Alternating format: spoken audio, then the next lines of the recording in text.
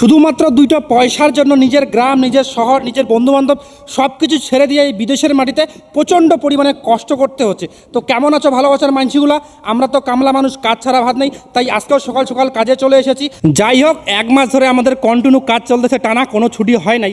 এরকম করে যদি আরও 3-4 মাস কাজ হয় তেলেই তো হয়ে যায়, কিন্তু আমাদের এগুলা কাজের 3 মাস যদি ভালো কাজ হয় তাহলে 3 মাস ভালো কাজ হয়ই না। এই হচ্ছে আমাদের কাজের পরিস্থিতি। আর আজকে হচ্ছে সোমবার, আজকে আমাদের বিলের দিন। আর এই সপ্তাহে আমরা কাজ করেছি টানা আছে 7 দিন, ওই 10,000 টাকার মতো বিল এসেছে আর কি।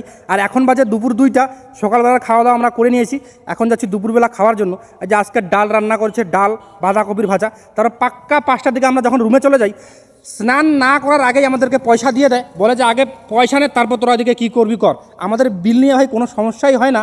আর যখন পয়সাটা হাতে পাই তখন এতটা পরিমাণে খুশি হই, কি বলবো, আর বলার কোনো ভাষা পাই না। আর পয়সাটা নেওয়ার সাথে সাথেই মনে করো যে আমরা বাড়িতে পাঠাই দিয়ে দিই, হাতে ওই 500-1000 টাকা রাখি আর কি। আর এখন সবাই মিলে আমরা বাজার যাচ্ছি পয়সা পাঠানোর জন্য।